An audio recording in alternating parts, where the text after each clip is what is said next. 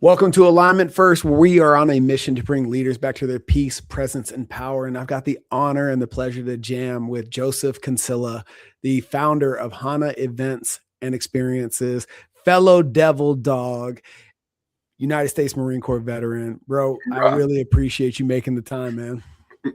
Of course. I've been looking forward to doing this with you.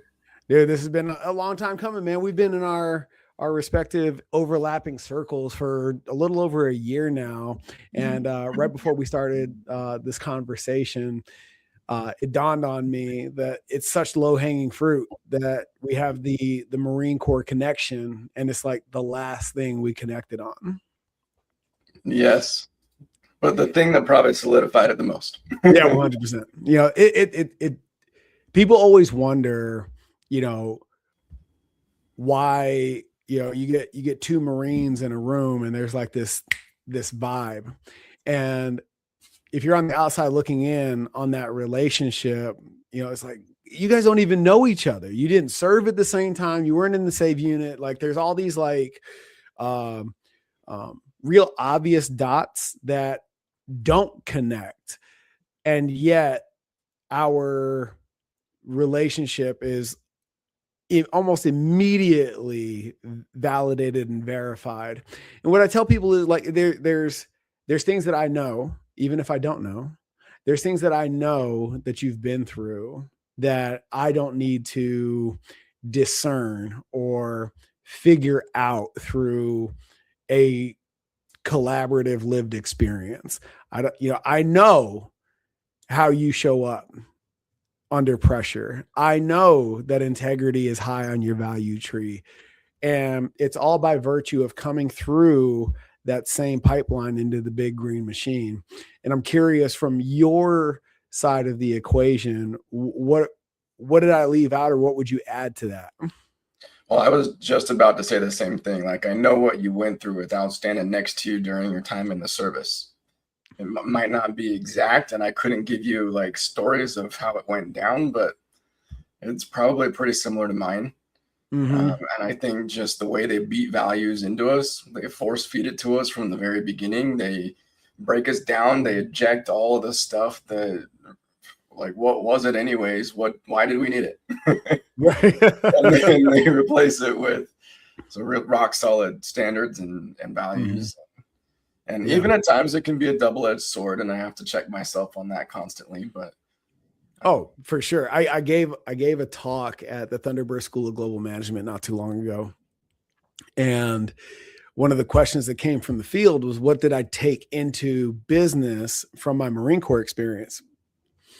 And right there's a lot of like obvious cliche answers, you know, leadership and a standard and da da da da da. So I went the other way, and I was like, let me tell you what I had to unlearn.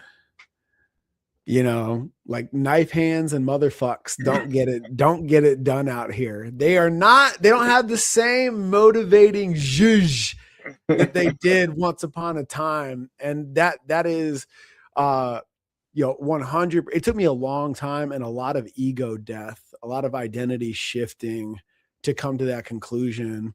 And I'm curious, I think that's a great place to start this conversation. What was some of the unlearning that you had to move through? Because you're very,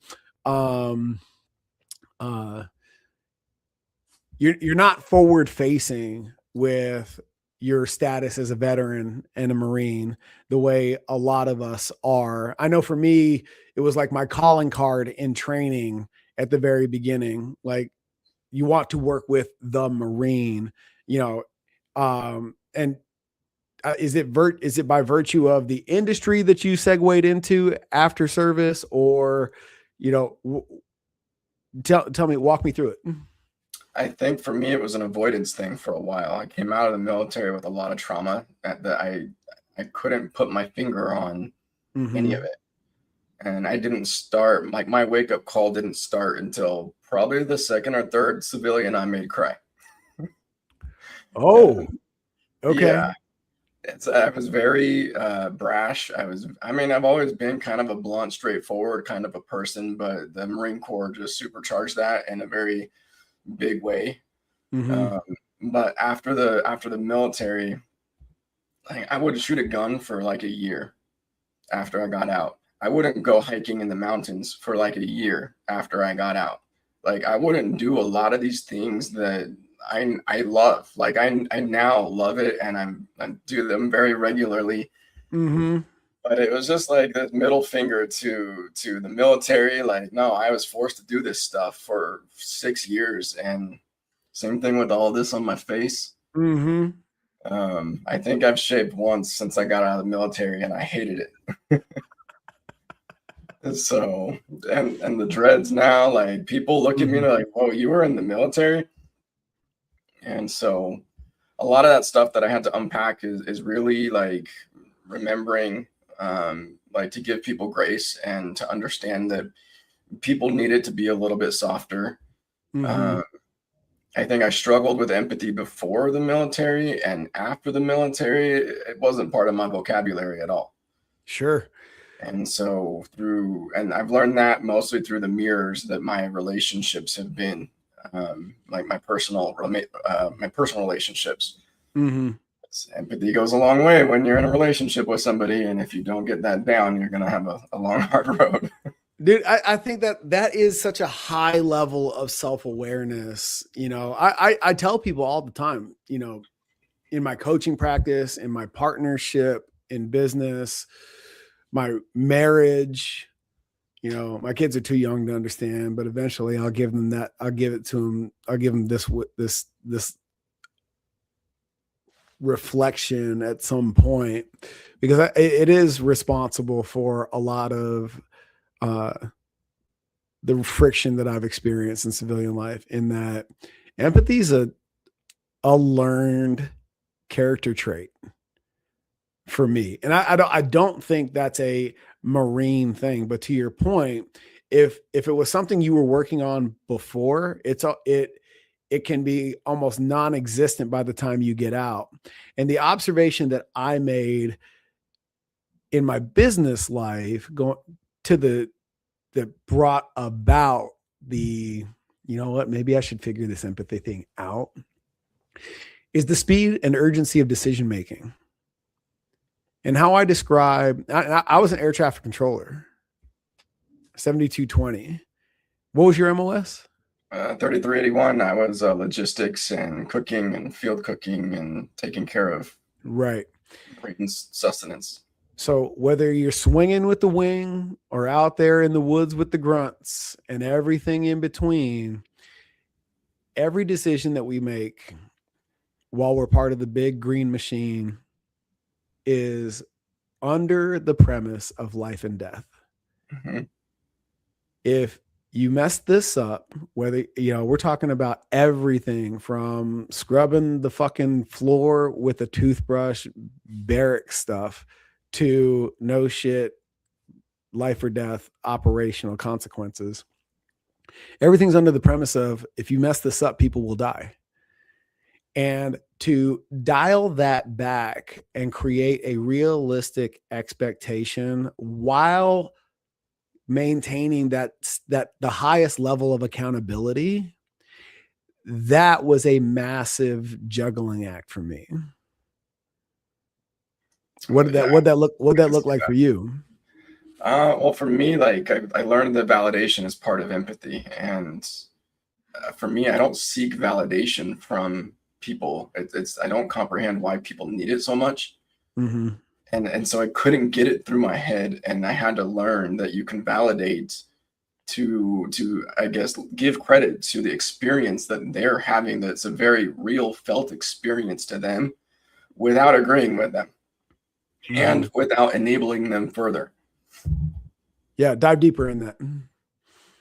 So it showed up in my relationships for a long time, and they would clearly say with their words what they needed from me, what they needed more of from me. And I'm like, well, it just sounds like you're approval seeking. It sounds like you're like just wanting me to like pat your butt and tell you like everything's gonna be okay and your experience is real. I'm like, okay, get the fuck over it. Like, and it was really hard for me to like,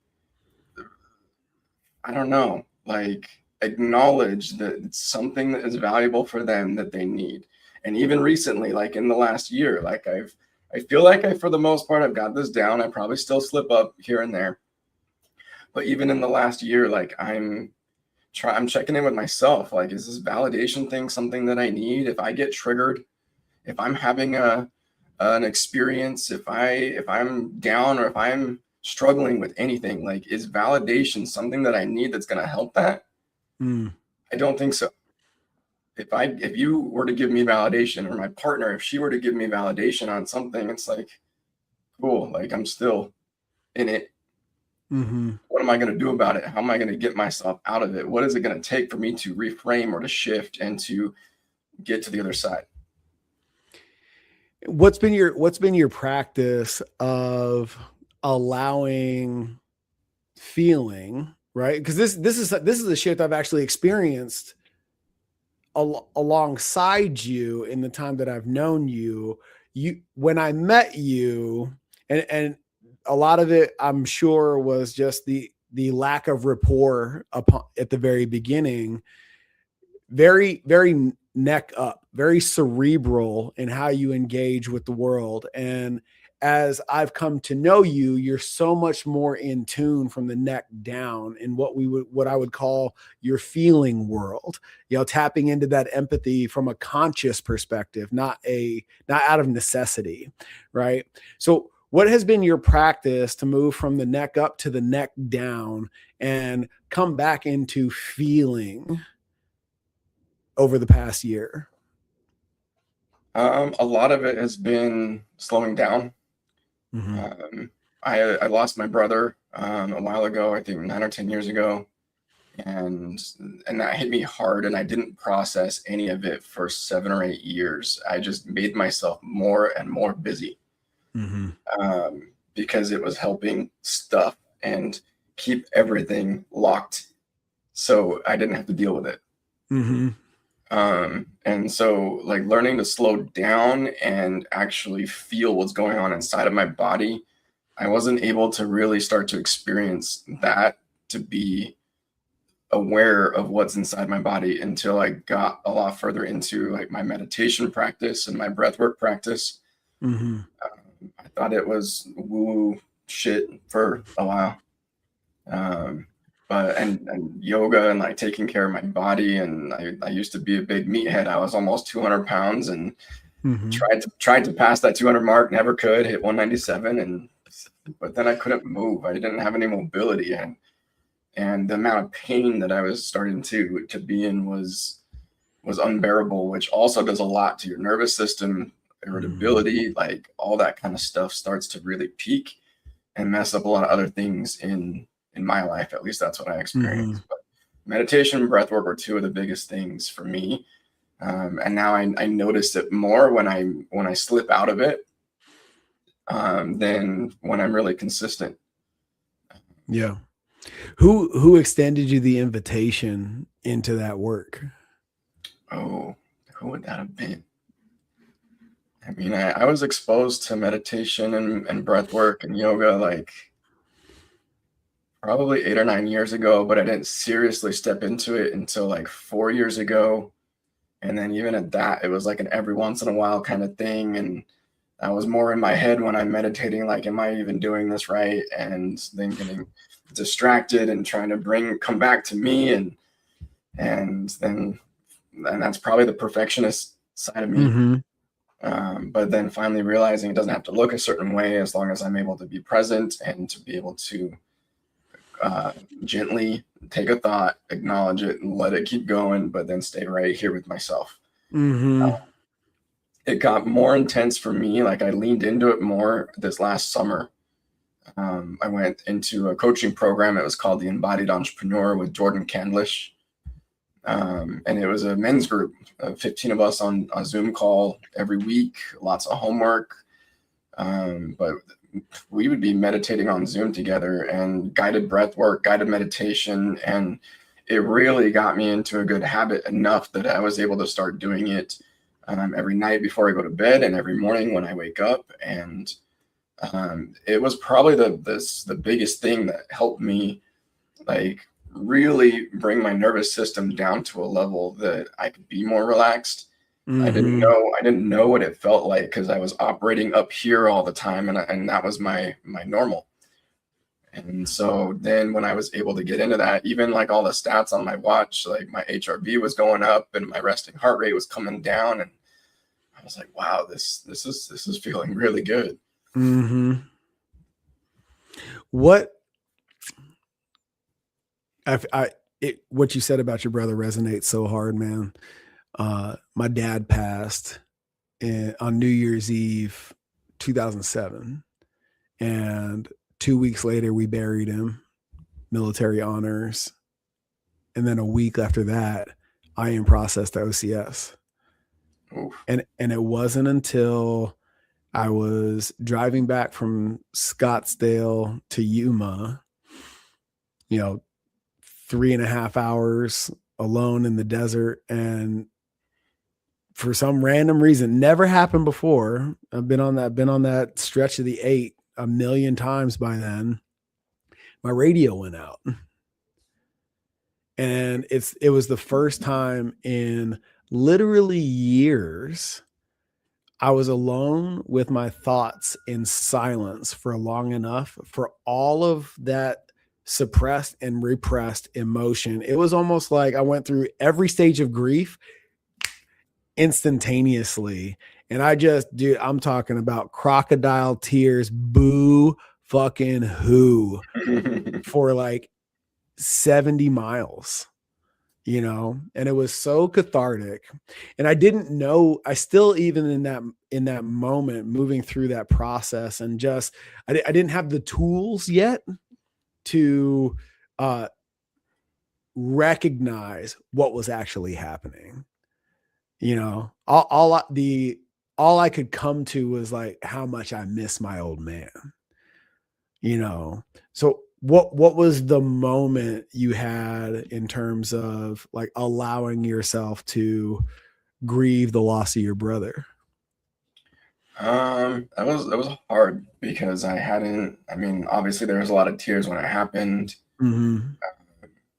I was living in California. I got out of the Corps in San Diego, visiting for my sister's wedding reception. That was the night before. I was with my wife at the time. I was sleeping in his bed, and he was out. And it was like 2 or 3 in the morning. We got that knock at the door from the police officer, and I was going from like picking up my mom and just trying to be there for her and Mm-hmm. dealing with my own stuff. But then I had the luxury of going back to California and nobody knew about it. And so I was able to just brush it under the rug, and there might have been one person that knew about it, and then like my wife at the time. And so, but then when it finally came around to actually getting into it, I was in like some personal development work, like I think it was a workshop, and Mm-hmm. I stumbled over it by accident, and it was a similar, like it just started spilling out of me. But Mm-hmm. it was after like another type of cathartic release of like releasing like a lot more intense stuck emotions like Mm-hmm. anger and rage and resentment, and then what followed was that avalanche of waterfall tears and like all that stuff. It was a lot, and at the time, like it started happening, and then I didn't fully give myself permission to Mm-hmm. go as deep and as far as I needed to get it out of my system, to get all of it out of my system. Mm-hmm. And so then I was working with a therapist. I bounced around a lot of different therapists, working on certain things that I wanted to work on, like my mom with my dad, like, and then the topic of my brother came up, and then I was able to get into it a little bit further, and Mm-hmm. I, I feel pretty good about it now. Like Yeah. I've got into it even more, and I know a lot of people will like raise their eyebrows at talking to AI about this stuff, but I've dove really deep with my AI and Mm-hmm. had it extract a lot more out of me since then, and it's something that I can talk about now without breaking down. It's something that I Yeah. can like articulate thoughts and like go as far as I need to But I was trying to have AI jog my memory, because there's a lot of the parts of my life that are kind of blacked out. Like before the military, a lot during the military, I'll have different glimpses pop up here and there. But AI has really been helping me like uncover a lot of lost memory. How do you discern the limitations of that self-exploration through AI and the utility of doing that human to human? So I like diving into it with AI because it remembers me better. The experiences that I was having with real humans, I was spending a lot of time and a lot of money with stories and rehashing for the first 3/4 of our time together, and like almost jogging their memory about who I am and what I'm going through beyond a little bit of notes that they wrote down in their notebook.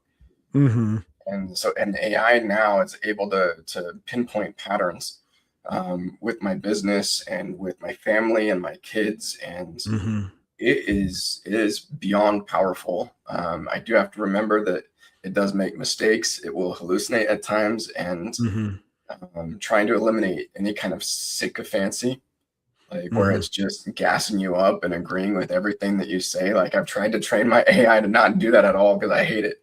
Right.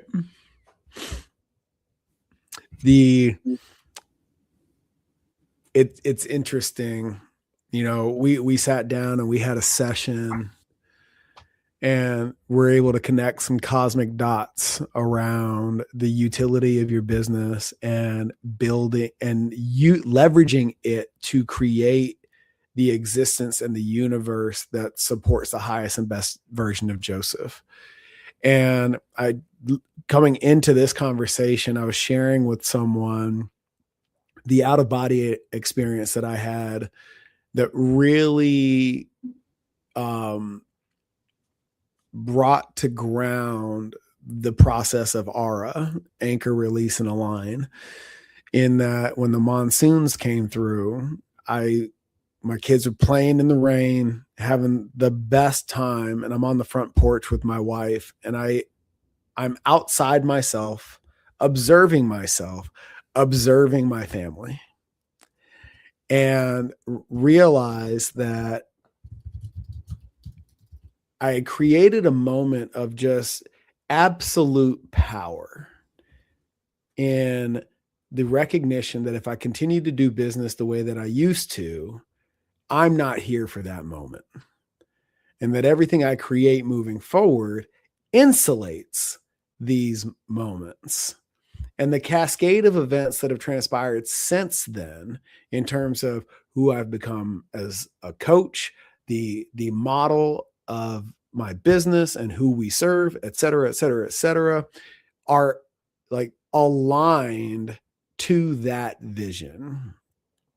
And I'm curious, since that conversation that you and I have had, what are the shifts that you've made in your business? Because you've made not a lot, but the ones you've made have been significant. And marry those two concepts together for those who are on the outside looking in that experience for you and Hana. So that was really a big turning point for me. I was playing this bouncing back and forth game from Arizona to Utah in the summer, Arizona in the winter. And it was an entertainment only business. And I was barely making ends meet, keeping all the pieces afloat, working. And I was just sitting in a lot of confusion. And whenever there's lack of clarity, like there can't really be a whole lot of forward movement or progress. And clarity was the biggest thing that I was lacking. And I was second guessing myself. Well, like, what if I make the wrong step? What if I take apart my business as I know it, and I'm not able to put it together in a way that is going to be beneficial for all of us? So there's a lot of fear wrapped up in that too. But then you're kicking the ass at the end. Like, dude, just buy the domain, take the next easiest step. And you kept telling me it's not putting 14-hour days into your website. It's not doing all this stuff you're talking about on social media. Buy the domain. and there was 4 possible domains I was looking at. I'm like, do I want a .com? Is it okay if it's something else? And he's like, just do it. How much does it cost? Get on, do it. I think I got it purchased before you walked out the venue, and it was done. And I started building everything around that, and it really got me to be a lot more clear in that path. And then I think the rest of it unfolded when I finally did get around to diving into the website. Like, if this is my calling card, if this is my online 24/7 business card all the time, what do I want to be displaying to the world of like who we are and what we represent? Because before our website, it was just a flashy portfolio. It was a really amazing looking showcase of everything that we've done, but it was kind of unorganized. There was stuff in there that was kind of just pieced together over 8 or 9 years without a whole lot of like intentional thought put into it. And a lot of the verbiage, like stuff that I wrote, the copy on the website, is just stuff that I was making up and tweaking over the years. But then I took all the notes from what you and I had talked about, and I started to feed that into my AI, and I trained a project folder to be the Hana's CEO and a business coach at the same time.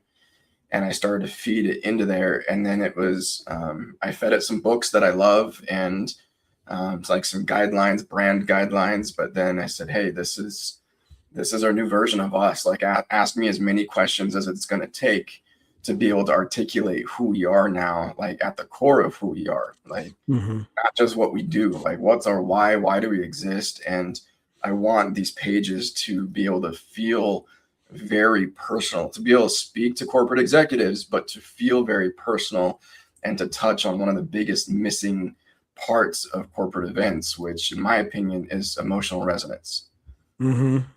So once I got, and it took me probably 10 times as long to design my website, because every page I was going through 20 or 30 questions and giving it as much in-depth, thoughtful answers as I possibly could.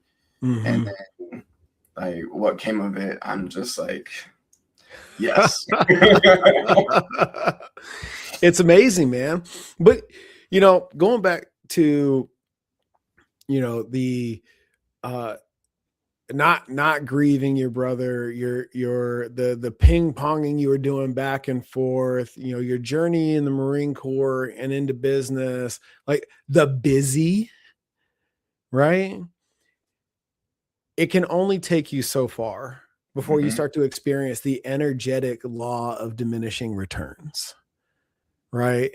Like before, that work ethic, that, break it till it's fixed mentality, Relentless drive just served you. Like you were moving mountains. And then all of a sudden it's just like, wait a minute, like why doesn't this work anymore? Like my go-to tricks of the trade like keep coming up short. And what's so interesting is, as you tell it, paraphrasing my words, not yours, swinging that pendulum to the other end of the spectrum and just sitting still to get out of this and into this is the game changer. And for those of you just listening, so often it becomes a learned behavior to ignore our intuition, the things that come from our hearts and our gut. And we allow our brain to come over the top and fuck it all up. And what I love about what you've done, since that conversation and in your journey since I've known you, is you've created space to sit still intentionally and let things move through you that create an aligned decision and subsequent action as a result. And I'm curious, in your meditative practice now, what's a more likely occurrence, to clear energy or to create clarity, or a 50-50 combination of both? Like when you sit down and sit still, what are you typically after? I do a lot of visualizing of like my future self. Mm-hmm. But I kept running into this sticking point like mid meditation. And it's like, then I realized I was trying to force it. I was trying to force this visualization. I was trying to, like, no, this is what I want. And, but then I realized that my first half of my meditation time, I needed to be more focused on acceptance of right now, acceptance of like my current state, mental, emotional, physical, financial, relational, like all of it. Mm-hmm. And so that's what I've really been focusing on the most. It does help when I go get lost in the mountains. Mm-hmm. That's where everything gets quiet. That's where my cell phone stops working. And so it's great. Like I really take that. I try to get out there as much as I can. Mm-hmm. I think my ideal would be once a week if I could, but I've been way too busy for that. So it's been like once a month right now, and Mm-hmm. it helps me release some of the steam from the pressure cooker, and then be able to like just reset, like clear everything out, focus on me, be present, and accept what things are like back home, what they're like with my business. And then I'm able to start to feel what it's like to be my future self. Not Mm-hmm. just think about it, like not just being up here about it, but like, what does it feel like for me to be in that situation?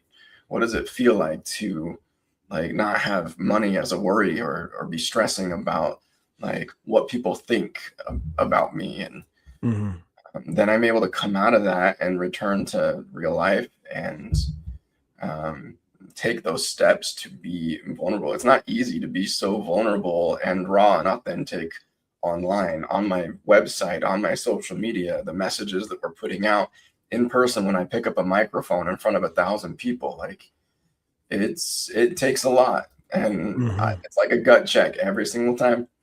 Yeah. I don't have a lot of that stage fright like I used to. Mm-hmm.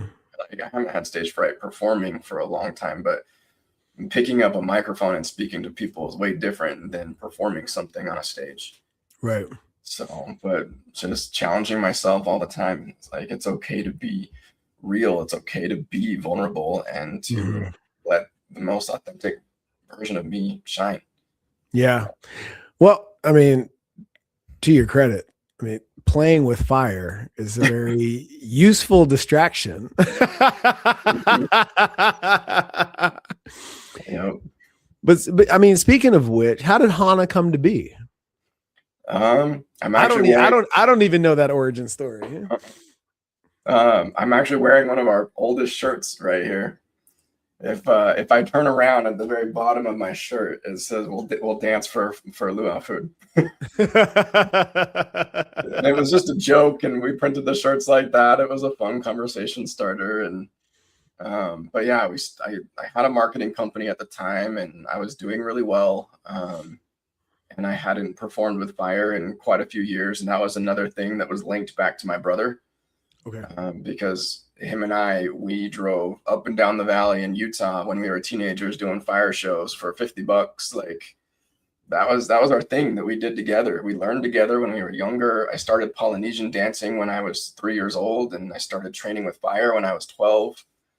Oh wow. And now being 39, that's like what, 28 years of fire in my life. It's a lot. Mm-hmm. But when he passed, I didn't pick up any of my fire stuff for I think 6 years. Mm. And I was lost in that busyness for a long time. My marketing company was swallowing me alive. I had 15 employees in an office in Ogden, Utah, and quite a few overseas. And so, but I went to a summit. It was a 3-day summit in Park City. I don't know if they're still around, but the company was called Corporate Alliance. And the organizer asked these get to know you questions on the first day. And they said, well, what's the most unique thing about you? And I think I was the third person that went, and I said, oh, I'm a Samoan fire knife dancer. And it was just a gasp across the whole audience. And there was like 75 executives in there, all different types of industries. And the first break, she came up to me and begged me to perform after the dinner banquet on the third day. And so my wife at the time, like she drove an hour back to our house to get my stuff to do some fire for them. And I think I had spun fire one time in 6 years, like 3 or 4 weeks before that happened. I'm like, yeah, sure, of course I'll do that. So the third day, I went from this decked out 3-piece suit to a little itty bitty sarong and leaves around my head. That's all I knew. And so we went out to the courtyard and everybody followed. And I remember, I'll never forget that day. It was sprinkling a little bit, and I had a little tiny Bluetooth speaker. I put on some Polynesian music and started throwing some fire. I still have the videos of that night, and it's embarrassing when I look at that. But, so what you're saying is it's not like riding a bike? Nope. I mean, the movements and the motions, yes, but you could visibly see my hesitation, and I was really slow spinning it, and I'm just like, wow, I've come a very long way. But after that, they all started calling me the Fire CEO. And I'm like, that's catchy. I guess I'll buy that domain. And I ran with that for a while. And it still, I think, was another year after that I didn't start the entertainment company. I had started dancing with another group. And a buddy of mine started to get me to spin fire with him more. And then the person that had started that group disappeared to like Nevada overnight, and like hasn't talked to any of us since. And everybody was looking at me like, Joseph, what are you going to do about this? I'm like, I'm busy. Like I've got my own business. Like, don't ask me to do any more than what I'm already dealing with. And so, but we started taking baby steps in that direction. The first year, only the summer that we started our business, we did 110 shows in Utah. It was a lot. And it was just these little 30, 40-minute luau shows, sharing our culture, spreading the aloha. Like, that's everything that I grew up with. And I wanted my kids to be able to grow up and learn as much about their culture as they could. And that was the driving the other driving factor behind it is that, like, I knew fire was flashy and I enjoyed it a lot, but it was attracting a lot of eyeballs. And the way that I designed our website back then when we started is I combined my marketing company and my entertainment company as projects, and it was just the josephkinsella.com. Then I was branding myself with those projects underneath this bigger brand, and until Hana got big enough, it really needed its own website. But then it was about 6 years into that. That was like, 5 years ago. I realized I knew every circus performer in the Valley in Utah. And I'm like, hey, it's designing a Polynesian show and designing a circus style show. Like, it takes the same amount of effort, different kinds of performers, different costuming, different music. And so I started to step into that slowly. And then I realized, like, we were really onto something. And why do a circus show if it could be a fire circus show? Yeah. So that's the origin story. That's how it all started. That's awesome, man. So here's a question for you. And I'm curious if this parlays into your experience in the Marine Corps as well, because I've experienced you, and outside of our friendship, I know others see you as a natural leader. But as you describe the origin story of Hana, and there's like hints of it elsewhere in the telling of your tale, you seem to be a reluctant leader, right? Do you feel like you're just so comfortable in who you are and being in your lane that when somebody outside of that field comes in and asks you to step into theirs, i.e. grow Hana, right? Is it like a surprise to you, or is it like, or do you not see yourself as a leader in that vein? At the time, I didn't.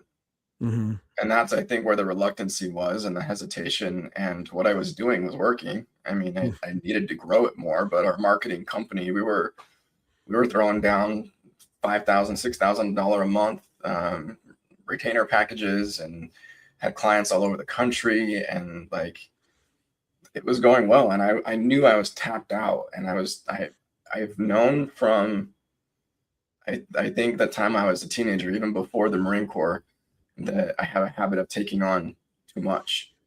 And so I was really trying to pace myself and make a smart decision. Like, hey, if I do this, it's going to eat into my bandwidth. And what about my family? And what about my current business? And I didn't have enough support in my current business to be able to step out of it. Mm-hmm. And then as I did step into the entertainment, it was taking all my nights and weekends, and my day. I was waking up at 5:30 in the morning, hitting the gym, being available for myself by 7:30 or 8 in the morning to my office, waiting for my team to show up at 9, and working all day, trying to be home at 3 o'clock because that's when my kids get home from school, and I'd have like a couple hours with them before, okay, it's time to switch gears into entertainer mode. And so then after a while, I had to relocate my clients to friends that had a similar business because I didn't want to provide less of a service, and I wanted them to continue to be very well taken care of. And so I tried to do right by everybody involved, and then trim that business down and focused everything on the studio. And at the time, it was a dance studio. We did bite off quite a bit more than we could chew. It was nice for our performance team to have a nice studio to train in, but we took on a $6,000 a month overhead with that studio. And students, I think the max that we got with recurring monthly payments from students was about $3,200. Yikes. So I was having to come up with the difference. I was taking other jobs as a CMO with other companies, and it just was a lot of putting the pieces together, like every step of the way. And so, yeah, reluctancy, yes. Like when it comes to my bandwidth, I'm even more careful about my bandwidth now than I was back then. And I feel like I would probably make the same decisions again if I had to, and maybe a little bit different. But that's kind of how that all happened. I don't feel now like I don't feel like I have any type of hesitation when it comes to leadership. But there was a lot of sticking points inside of me, and I think insecurities that I had to overcome. Even coming out of the Marine Corps, like I still had insecurities in different spaces and different circles, a lot of imposter syndrome that I had to overcome for a while. And it's like, okay, people say fake it till you make it, but I don't really resonate with that because it doesn't feel authentic. Yeah. And so, and even like a year after we started the studio, my partner at the time, he took off to do his own thing. He didn't like combining circus style anything with what we were doing. And so, and then it was up to me because he was the one emceeing all of our shows. And then again, the team was like, Joseph, what are you going to do about this? And I'm like, I'm not, who else can jump on the mic? Like, I'm not me. And I spoke on stage like a little bit before that, but it was a different industry. It was a different topic. And so I picked up the microphone and I sucked. Yeah. I sucked bad for like 30 shows, like out of 110 shows the following summer. I worked my way through it it took 30 shows for me to get comfortable. And then after that, like I kind of had it down, and I still was having the nervousness and the butterflies before I would go on stage and pick up a mic, and I'd say things and people wouldn't respond to it, or I'd make a joke and it just was flat, and I'm just like, okay, I'm not gonna say that ever again. Oh man, I'm having flashbacks to my first legit speaking gig. I had the mic for an hour, and it was like a 59-minute and 30-second slow death. I bombed so hard. And how far along into those first 30 reps? How far along were you before you reconciled for yourself that this is just part of it? Like you detached yourself, because I feel like that's 100% necessary to go through the iterative process. You have to be detached from the outcome. And eventually you, at least for me, I leverage a lesson that a coach gave me in football a long time ago. Like today in this presentation, in this talk, in this pitch, I'm only going to work on getting this one thing better, right? I'm not going to come out in fifth gear and then somehow, some way run out of gas. So I settle into second, or I know exactly how I'm going to wrap this thing together, even though the opening is going to be clunky and the middle is going to be like open and close loops all over the place. But I know I'm going to close like this. Like how long did it take? How far along in those first 30 did you reconcile that concept with yourself? I think probably the halfway point. 15. Oh yeah. Man. Yeah. Yeah. And I had the focus of like, hey, this is what I want to focus on this time. If I can just improve this part of my delivery, and I need to be able to relax and be comfortable. I need to make sure I'm not eating the mic, but they need to be able to hear me clearly. And like, or I come out and the mic's too hot and I'm just like, I freak my own self out. Like,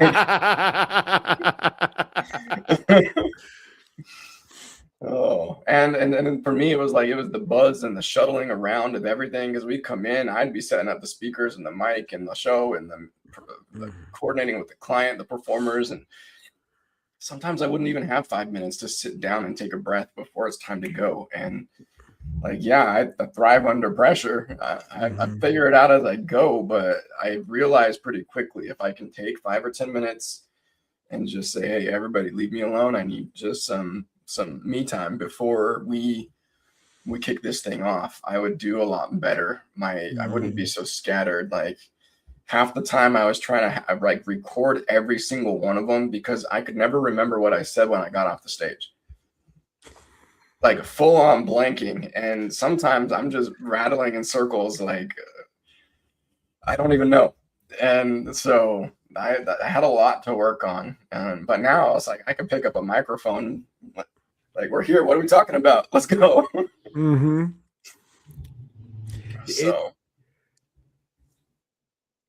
it's still amazing having moved through that experience.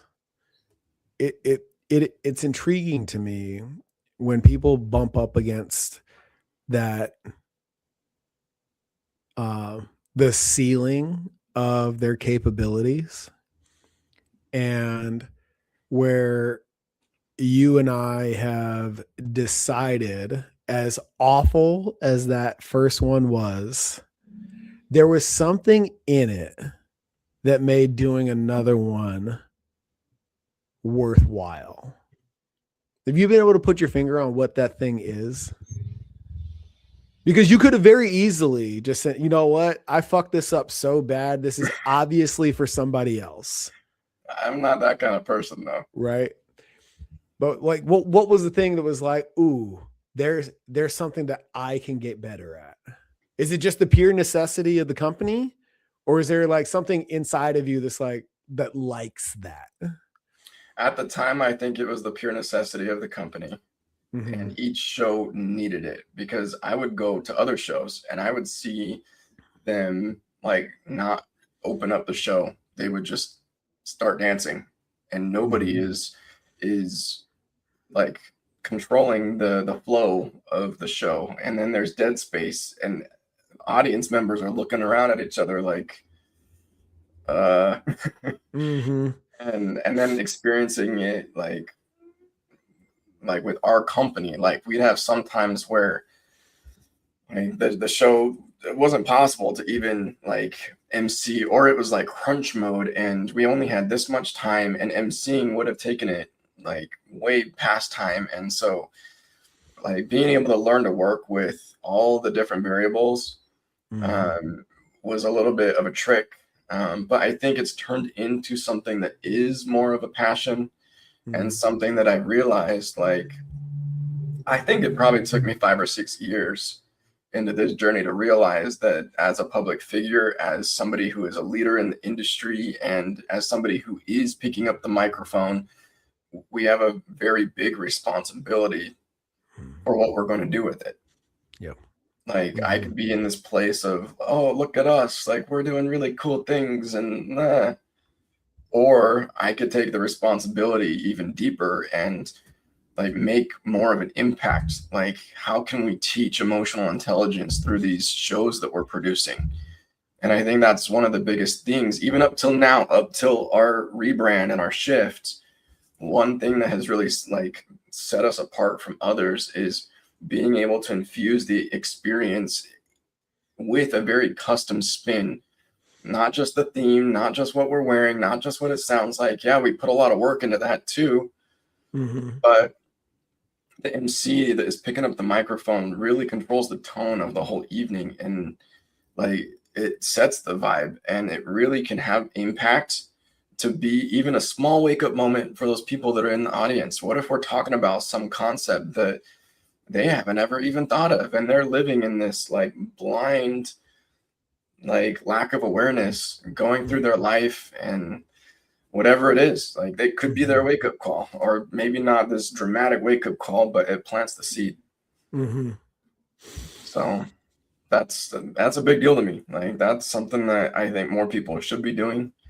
And if anybody's going to pick up a microphone, yeah, it could be entertaining. They could be there to make people laugh. They could be there to make people cry. Like, but if they're not focused on like the impact, with all my practice of sucking badly, I had to start to really focus on what is the impact that I want to have, and then kind of plan backwards from there, and then realize it doesn't matter how I get there as long as we hit that mark.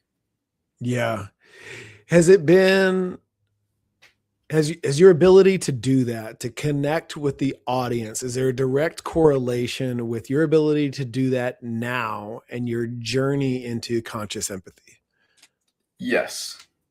Yeah. The further I've stepped into like my own spiritual path, even though it's not as much as some people, I'm very comfortable at the level that I'm at right now with it. But the more that I work on myself, the more that I realize like, hey, I've learned these things, and some of these things I didn't even start learning until I was 35, 36, 37.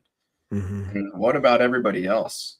Like they're not growing up learning this kind of stuff. I didn't grow up learning emotional intelligence or self-regulation or co-regulation. I wasn't learning this stuff from my parents. And so if we're all like having that light bulb turn on a little bit late in our life, like we just need more spokespeople. We need more people that are bold enough to talk about the most important things.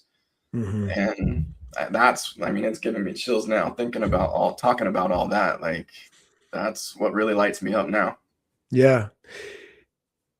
There's not enough of it, man. And your willingness to step into your fullest expression is an invitation to others to do the same. One of the most impactful things I've ever said from stage that like it triggered a mass response in unison was, if nobody's given you permission to be great, this is me giving you that permission. And oh, by the way, you don't need anybody's permission for this shit. Nope. And I will never forget that moment. Just, I don't think there was a dry eye in the crowd. It was wild. And it was such a confirming moment for me to the point that you just made, that the more I tap into that for me, the more I embody that permission for others. Have you noticed in this shift for Joseph, through no effort of your own, a shift in the people you interact with? Yeah. I mean, I've shed a lot of friends, a lot of colleagues, acquaintances, like my whole network has shifted. And I used to surround myself with people that were partying like crazy and living for the party scene. And I'm really glad that I got that out of my system. But getting that out of my system also meant like, hey, I'm not surrounding myself with those people anymore.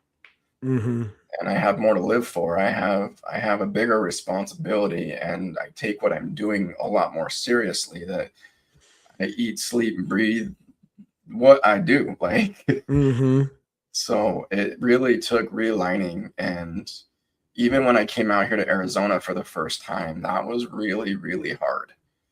I didn't know what I was getting myself into at all. I had just kind of studied lightly. Even that was before AI got really popular. Just trying to find any information I could about the event scene in Arizona in wintertime. And because I was trying to solve the pain point of not having a lot of events in Utah in the winter. So, but November 1st, 23, I think, is the day that we came out here. And that's usually when we start to like shut down and conserve money to get through the winters.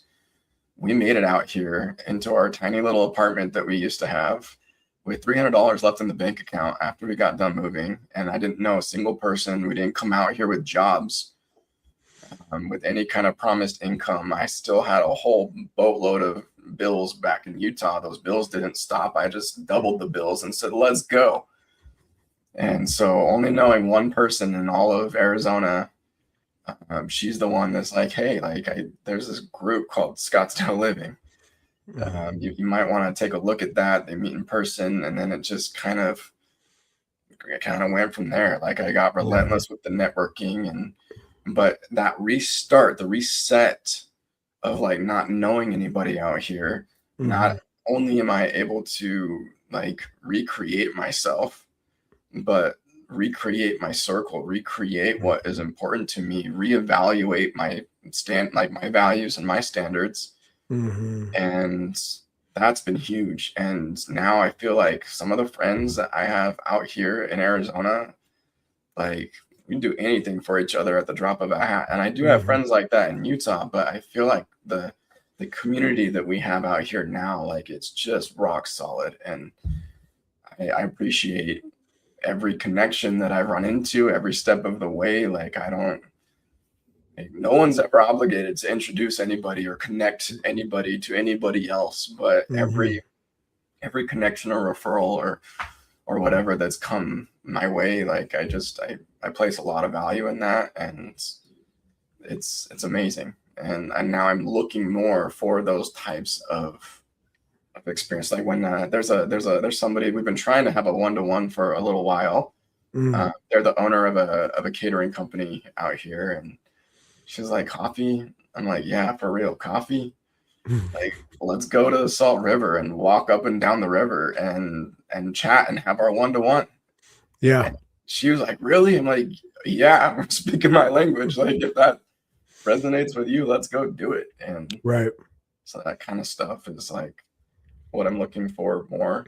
I found a group out here that does a bonfire, not a bonfire, a bonfire. Oh yeah.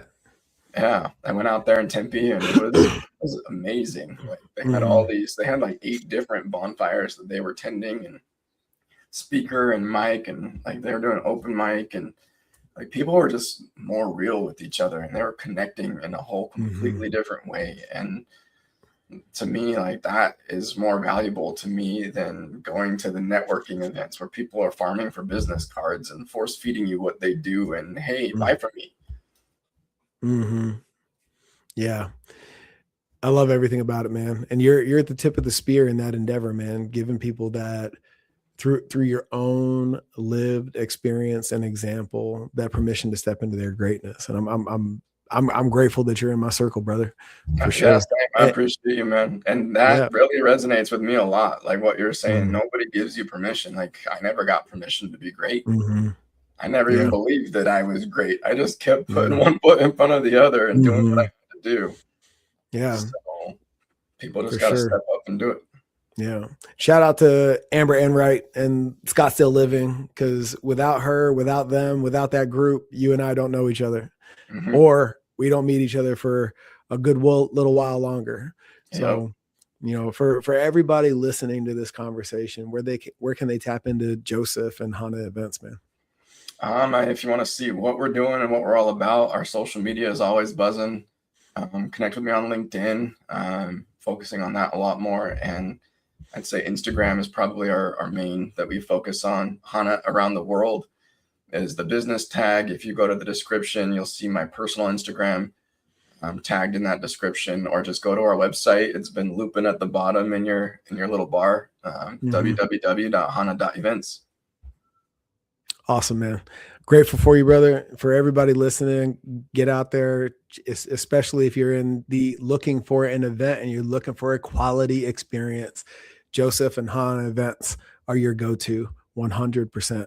And if you're on a mission to become the fittest leader possible, that starts with integrity, courage, and ownership. And Next Level is 100% there to support you in that endeavor. But it all comes down to alignment first. We'll see you next time.